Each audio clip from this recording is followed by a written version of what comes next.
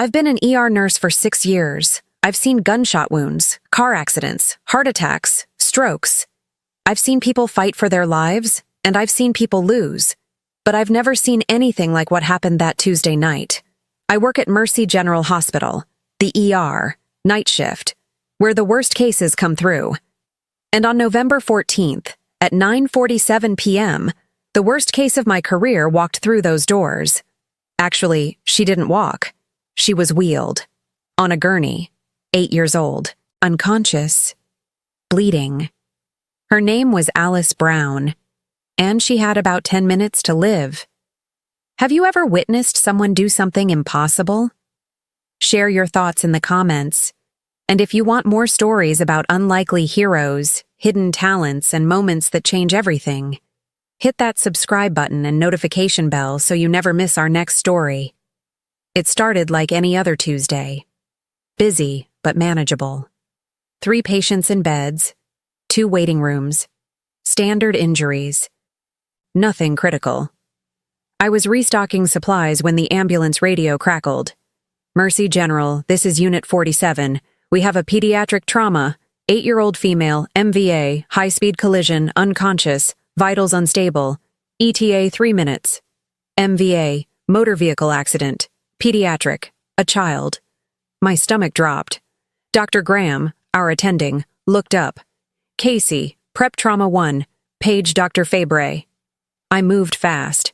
Trauma room ready, monitors on, IV lines prepped, surgical tray. Dr. Fabre, our trauma surgeon, was not in the building. The doors burst open, paramedics wheeling in a small body. Too small. A little girl, dark hair, pale. So pale. Behind them, a woman, mid-30s, blood on her clothes, screaming. Alice, my baby, please. Security grabbed her gently. Ma'am, let them work. That's my daughter. Please save her. I focused, pushed emotion down. We had a job to do. The paramedics transferred Alice to our table, started rattling vitals. BP 80/50 and dropping, heart rate 140, shallow breathing, GCS 6, suspected internal bleeding, possible splenic rupture. Dr. Graham moved in, hands on her abdomen, pressed gently. Alice didn't respond. Not good. Get me an ultrasound. Now. Dr. Graham's voice was steady, but I heard the edge. I wheeled over the portable ultrasound. He pressed the wand to her abdomen. The screen showed what we feared. Free fluid. Lots of it. Blood pooling in her abdominal cavity. Splenic laceration. Severe. She needs surgery. Where's Fabre? I checked my pager. Stuck on the expressway. Multi-car pileup. He's 20 minutes out. 20 minutes? Dr. Graham looked at Alice. At the monitors. At the blood pressure dropping. She doesn't have 20 minutes. Can we stabilize her until... I can try. But Casey, she's bleeding out. Internally. If we don't operate soon... He didn't finish. Didn't need to. I looked at the little girl. 8 years old. Someone's daughter. Someone's entire world. And we were losing her. Dr. Graham worked fast. Fluids, medication, trying to keep her pressure up. But it kept dropping. 90/60, 85/55, 80/50. She's decompensating, I said. I know. Can you operate? I'm an ER physician, not a surgeon. I can stabilize. I can't do a splenectomy. What about Dr. Jones? Dr. Okafor? Jones is in surgery. Critical case. Okafor's at Northwestern tonight. Coverage. I looked around the ER. 3 other doctors. All residents. None qualified for this. We were out of options. Alice's mother was at the door, security holding her back but barely.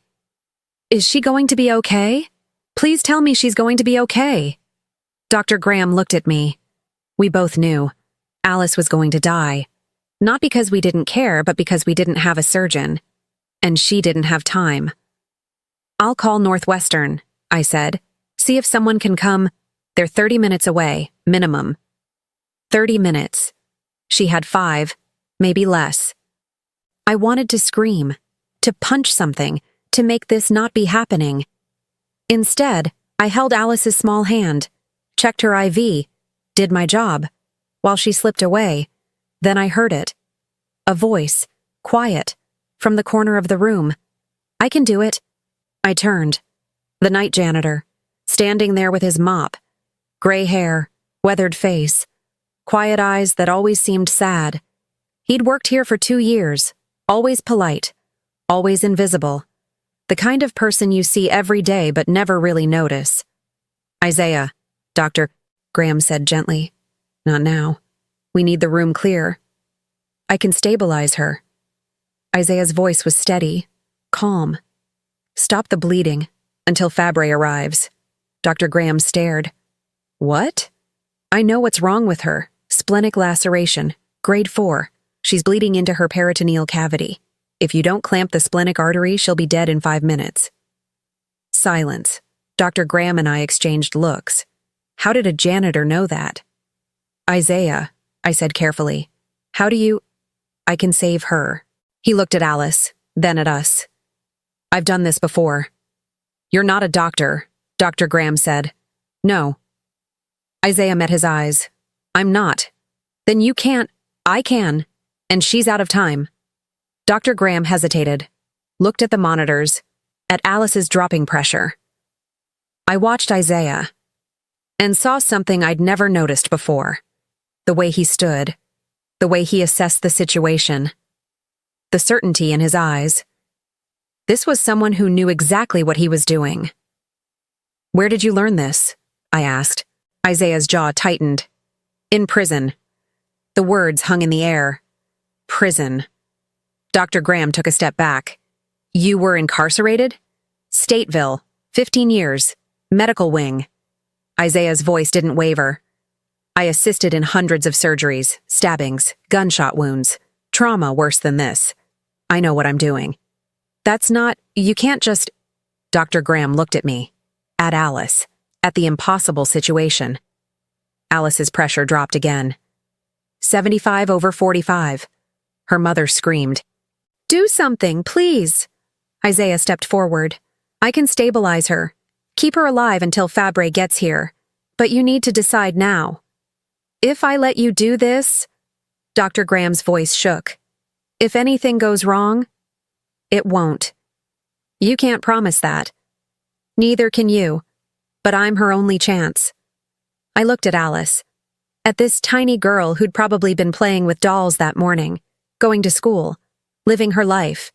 And now she was dying. Because we were following rules. Protocol. Proper procedure. "Do it," I said. Both men looked at me.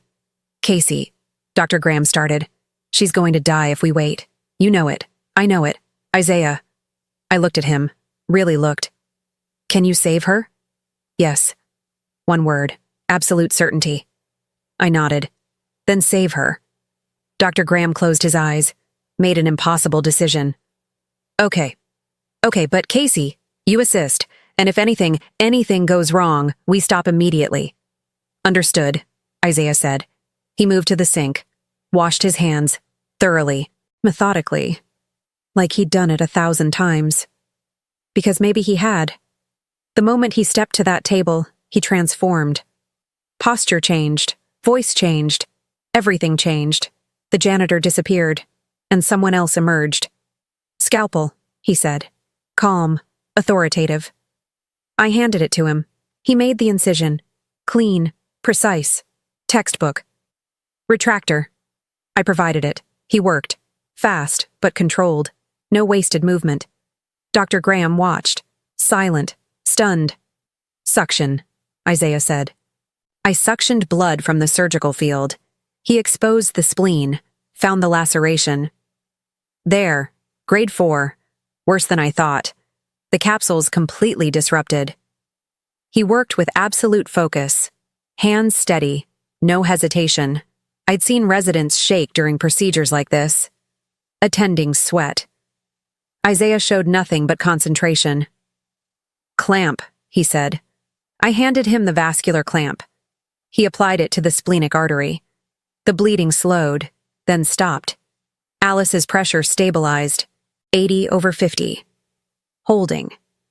"Pressure's up," I reported. Isaiah didn't respond, just kept working, securing the clamp, making sure it would hold. Minutes passed, felt like hours. Then he stepped back. She's stable. The clamp will hold until Fabre can do the splenectomy. Dr. Graham checked Alice's vitals, looked at the surgical site. Perfect. Textbook. Exactly what a trained surgeon would do. "Who the hell are you?" Dr. Graham whispered. Before Isaiah could answer, the doors burst open. Dr. Fabre, finally, out of breath. "I got here as fast as—" He stopped, saw the surgical field. "Who did this?" Everyone looked at Isaiah, still standing there, bloody gloves, calm expression. "The janitor," Dr. Graham said, voice hollow. Fabre stared, then moved to the table, examined Isaiah's work.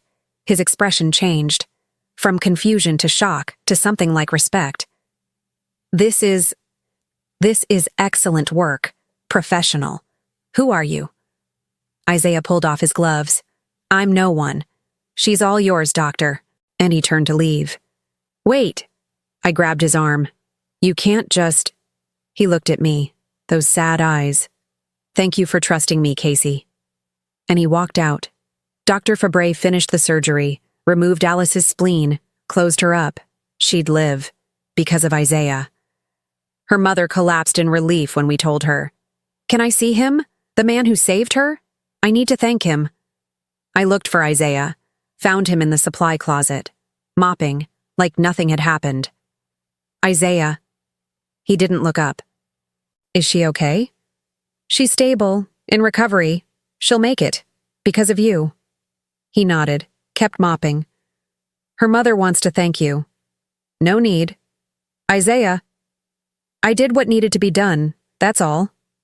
I sat on a supply cart, watched him work. "You said you learned in prison. Stateville." "Yes." "Why were you there?" He stopped mopping, looked at me. "Does it matter?" "I'm just curious." He leaned on the mop, sighed. "I was a surgeon, 20 years ago, ER trauma, like Fabre." My heart skipped. "You were a doctor?" "I was. Until I wasn't." "What happened?" "I killed someone. That's what the court said. Manslaughter. 15 years. I felt cold. "Did you?" "The patient died. That's true. Whether I killed him?"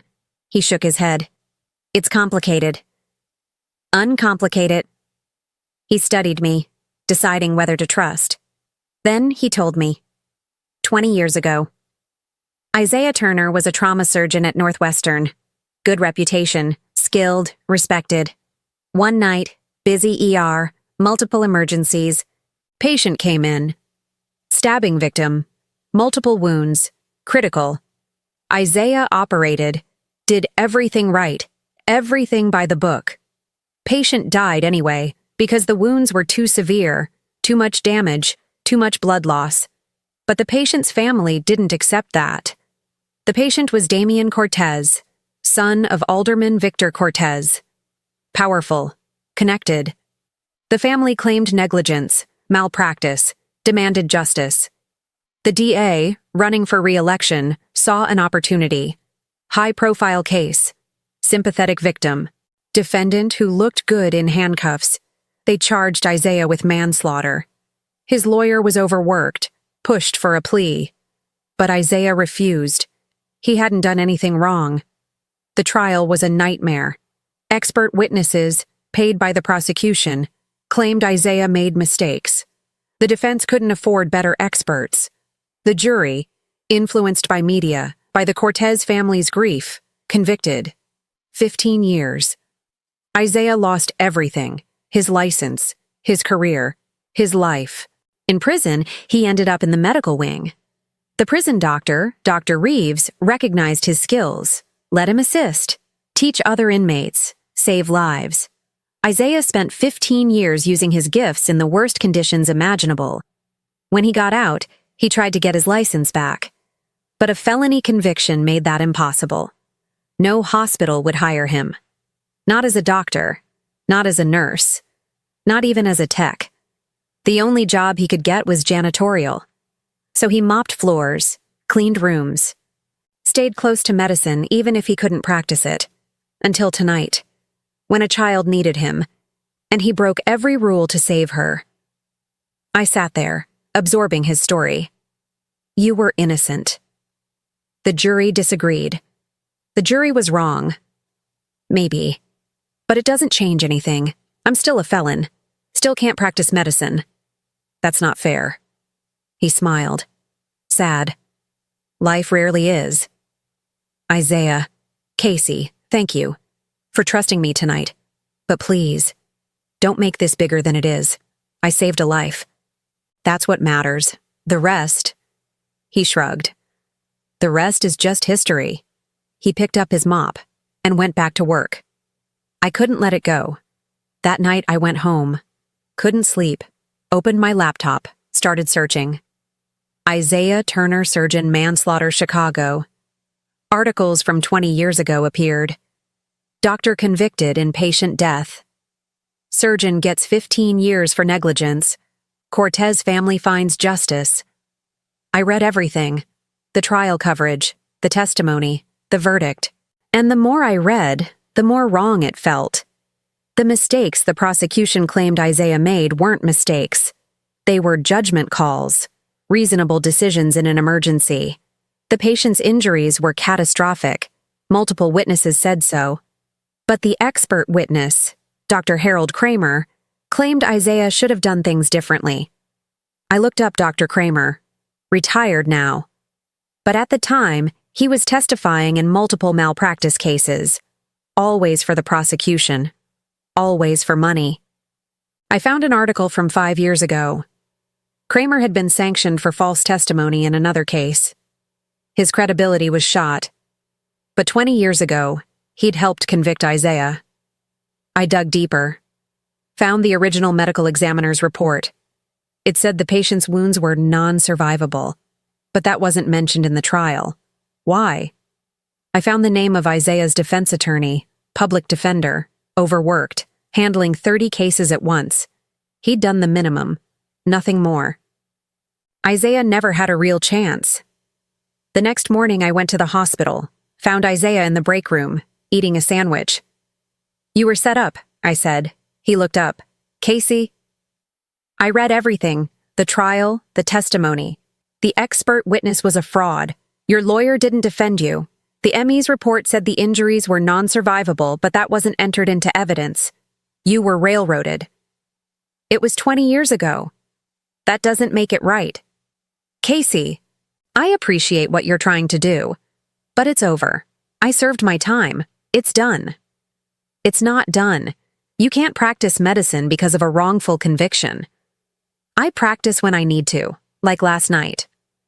Last night could get you arrested again, practicing without a license. He smiled, bitter. Then maybe I should stop. Or maybe we fix this. There's nothing to fix. The door opened. Dr. Graham walked in. Saw us. Isaiah, we need to talk. My stomach dropped. Hospital administration heard about last night. They have questions. I can explain, I started. I'm sure you can. But they want to speak to Isaiah. Isaiah stood, calm, resigned. I understand. The meeting was in the hospital administrator's office. Mr. Gregory Sullivan, 50s, expensive suit.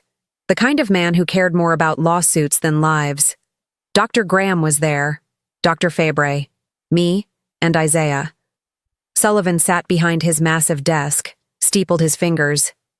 Mr. Turner, is it true that you performed a medical procedure on a patient last night? I stabilized a dying child until a surgeon could arrive, Isaiah said. Calm. No apology in his voice. You're not a doctor. No, sir. I don't have a license. You're not a nurse. Not a paramedic. Not licensed in any medical capacity.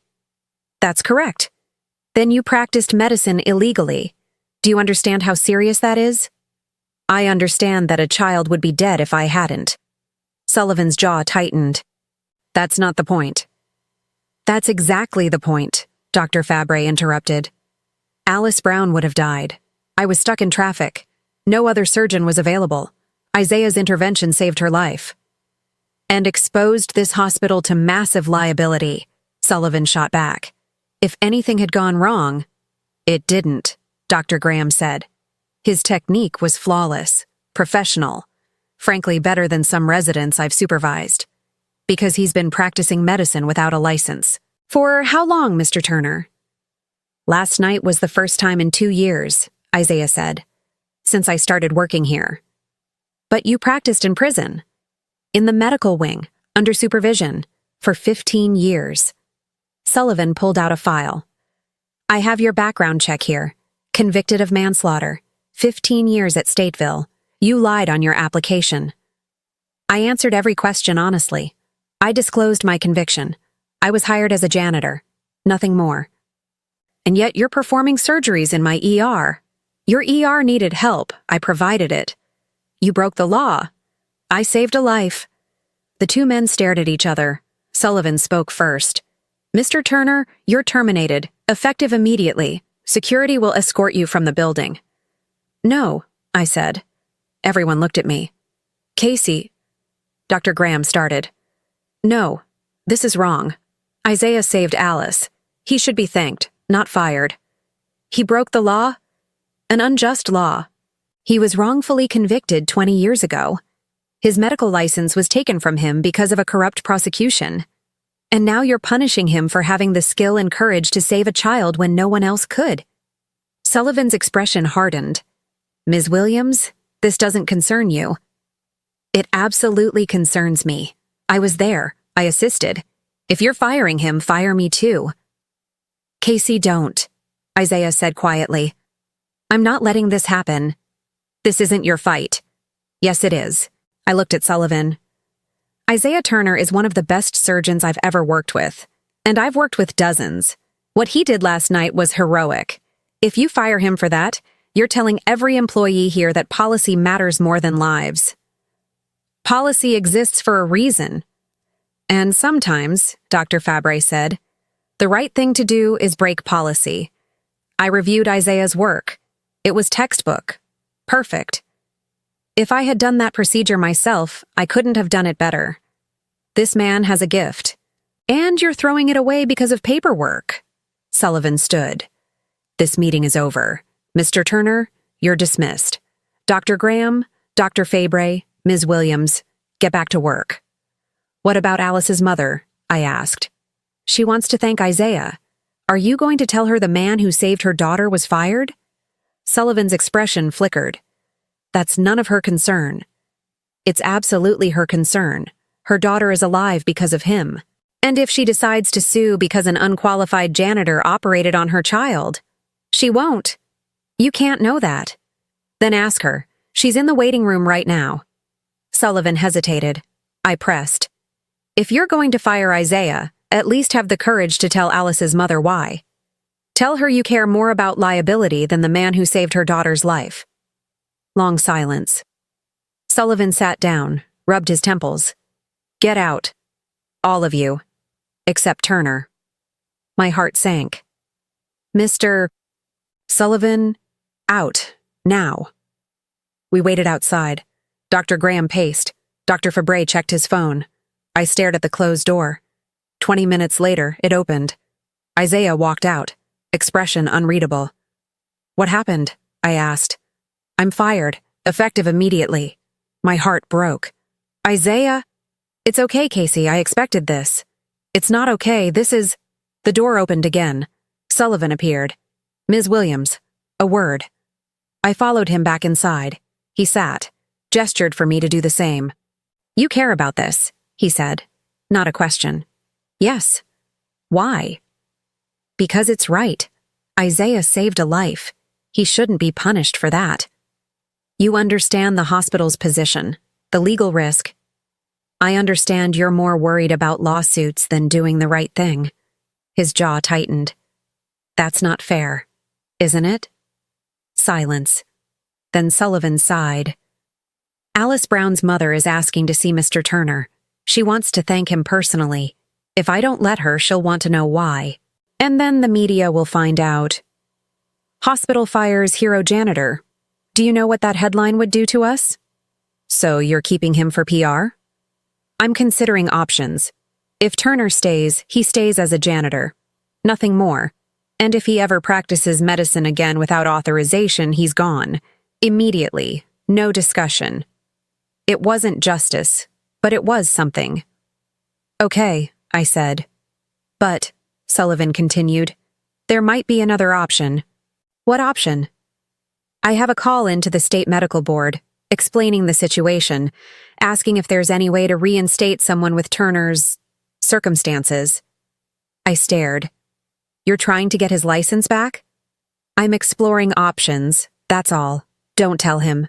I don't want to give false hope. These things take time, years maybe, and it might not work at all.